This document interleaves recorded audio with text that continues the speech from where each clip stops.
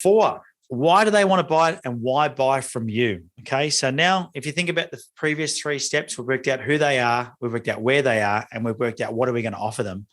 Now what I want you to think about is, why do they want to buy it? So what problem are they solving? And why are they going to want to buy it from you, as opposed to the competition? Why would they choose you? Or there's plenty of people fighting for people's money, right? So you got to say to yourself, well, why would they choose me over the competition? And why would they choose my solution over maybe a different solution? Because there could be different ways of solving a problem.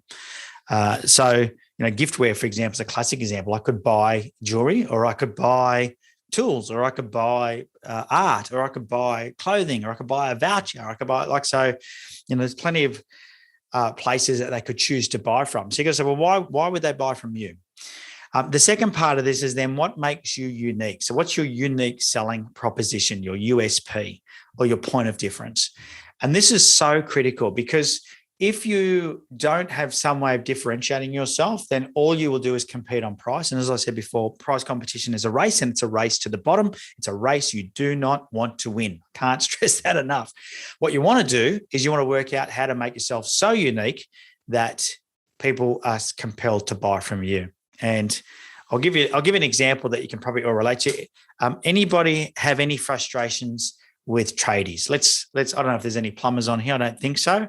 Let's pick on plumbers for a second. Has anybody here had any issues getting a plumber? And if so, what are your frustrations? Put it in the chat box for me. If you've had to hire a plumber in the past, what are your frustrations? Tell me what they are.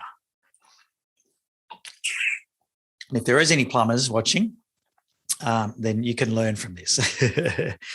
Right, in the chat box for me, think about when you've had to hire a tradie or a plumber, something like that, and what your frustration was. Pop it in the chat box for me. Don't be shy. All right. Answers starting to come through. Overquoted, says Michael. Yep. That's a common complaint, isn't it? Got charged too much. Yep. What else have we got? Put in the chat box for me. What else have we got? How about not turn up? Anybody had that happen to them before, or arrive late? Yep. Okay, good. What else? Yeah, not turn up on time. Yep. A couple of you saying that now. Yep. Okay. Anybody had to be messy? A couple of messy ones there. Yep. Okay. So there's a few frustrations, right? So, and this is pretty typical. These are the answers I typically get when I ask this question about tradies: is overquoted or charged too much. They were messy, so they left the place messier than when they arrived, and they weren't on time. They were late. They ran extremely late or didn't turn up at all is another one that we hear, which I think is just terrible. You want to get business? Turn up. It's not too hard. So imagine you've got to call a plumber, and you do a quick Google search for a plumber in your area, and a few ads pop up.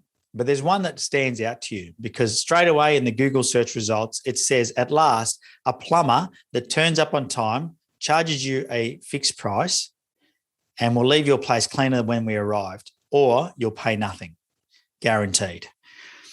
If you see that, that tells you that plumber is different, and you'll ring them. Now, if you saw that and you rang that plumber, would you be prepared to pay them more than another plumber because of that uniqueness? Yes or no?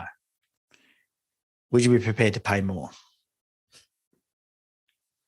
And in fact, a better way to ask this question is, have you ever paid more because you've bought from somebody you already know, like, and trust than buying it from somewhere else when you could have got it cheaper? Well, the answer for that is, once again, it's a rhetorical question. I can guarantee you it's yes.